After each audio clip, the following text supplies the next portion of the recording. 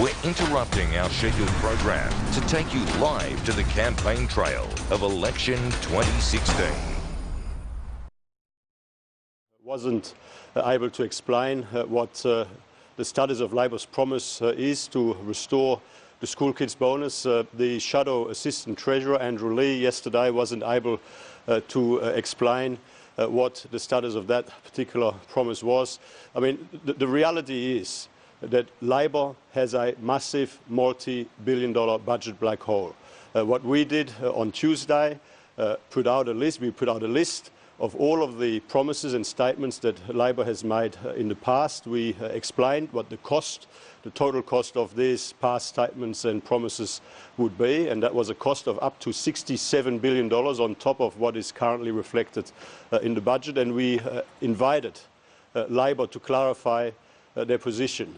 Now, confronted with the budget reality, confronted with the fiscal recklessness of their past statements, it appears that Labor may have backflipped in relation to a whole series of their past promises and statements, though people like David Feeney, people like the Shadow Assistant Treasurer Andrew Lee were clearly taken by surprise by the speed of Labor's backflips.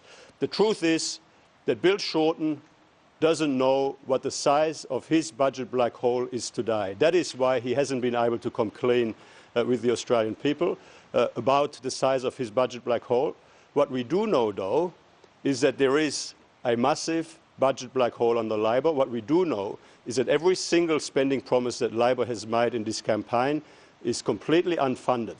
And unfunded spending promises before an election cannot be delivered after an election, or they lead to higher taxes or more debt, which is bad for jobs and growth and which would take Australia backwards. In contrast, the coalition has a national economic plan for jobs and growth. We have a plan which is fully funded and guaranteed within our budget, and that is, of course, exactly what Australia needs. Happy to take questions. Minister, do you concede that the black hole could be as low as the $20 billion mark? Labor has no idea what the size of its black hole actually is. That is because there's complete chaos and confusion in the Labor Party about the size of their black hole, about the status of their past promises and statements. As recent as March this year, none other than the senior Shadow Minister, Jenny Macklin, came out to say that Labor would restore the school kids bonus by fighting our past decisions in relation to the school kids bonus all the way to the election,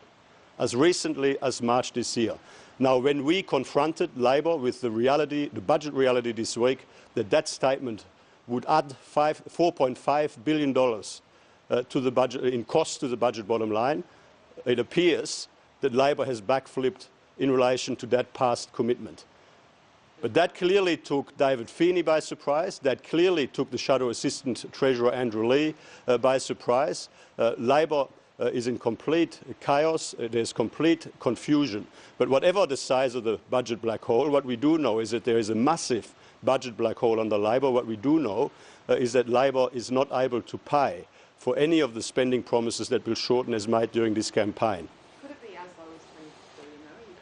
Well, I don't know how you can say that that is a low number. I mean, any budget black hole, any deterioration of the budget position to the tune of the size that you suggest would be very bad for jobs and growth, because it would lead to higher taxes or more debt, and it would.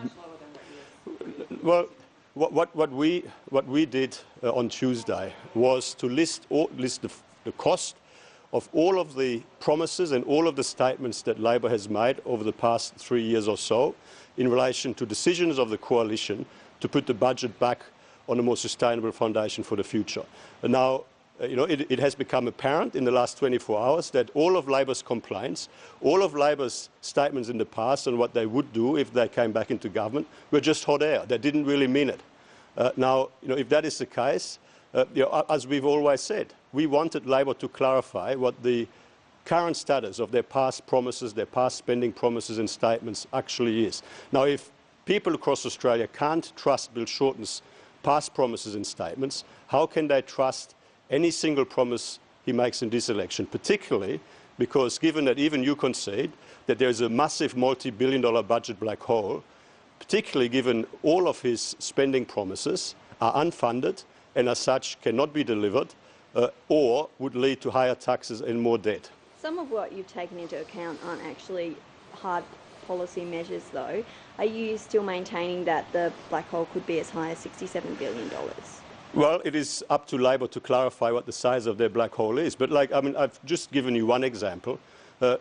In March this year, as late as March this year, Jenny Macklin said that Labor would fight us all the way to the election in relation to our decisions on the school kids bonus. Jenny Macklin also said, and in fact Labor is running an online petition to oppose the decisions we made in relation to the social security asset test. What is their position on that now? Because there is a multi-billion-dollar cost from past statements that Labor has made in relation to the social security asset test. I mean, so when Jenny Macklin in March this year says that they would fight this all the way to the election, when they run an online petition to say that they're opposed to this measure, asking people across Australia to join in with them in their opposition to this savings measure that we put in place, are we not meant to be taking those commitments that they make seriously? Is this really just hot air? They don't really mean it? I mean, that is really the implication of what Labor has been arguing this week. By claiming that up to $35 billion worth of past promises that they made are not really past promises, by walking away from all of these statements that they've made in the past, what they're really saying is that they're now supporting those savings measures that the government has made in the past, even though they were bitterly complaining against them all the way through. Barnaby Joyce has suggested that there's a link between the asylum seeker boats and the stopping of live export trade. Do you agree with his comments? Well, I don't accept that that is the link that he's made, and he's clarified his statements this morning. This morning he said he was stating the obvious. I mean, that does sort of imply that he did mean to link those two things. Is that helpful? I mean, he's out campaigning with the Prime Minister today. Is that a helpful thing to say and potentially a distraction from the campaign? I don't have anything to add to what Barnaby Joyce has said this morning. What do you think he meant? I've got nothing to add to what Barnaby Joyce has had to say this morning. He did say that there was bad will between Australia and Indonesia as a result of that. Do you think that's true? I've got nothing to add to what Barnaby Joyce has said this morning. Any other questions on the budget? Don't you think that it's unhelpful, though, to be commenting on Indonesian relationships mid-campaign? Is this not a distraction? Barnaby has explained his comments this morning. I'm not a commentator on comments, and I will leave him to continue to explain his comments. Arthur Sinodinos says that he'll try to crack down on political donations if he's re-elected. Is this something that the Coalition will look at? Well, the Coalition, of course, has been consistent in saying that all political parties ought to comply with the laws of the land, and that is our position. Minister, are you still endorsing Bill Shorten? Look, yesterday I made what was clearly a mistake. Bill Shorten and the Labor Party don't have a plan for the economy. They don't have a plan for jobs and growth, and they are making unfunded spending promise after unfunded spending promise, which cannot be delivered, or which would lead to higher taxes and more debt, which is bad for the economy and growth. I mean, Bill Shorten is running on a unity ticket with the Greens on an anti-business, anti-investment, anti-jobs, anti-growth, anti-success agenda. Bill Shorten has taken the Labor Party to the left. Bill Shorten is not the man that could lead Australia through this necessary transition in our economy from record resource investment-driven growth to broader drivers of growth in a strong and new diversified economy.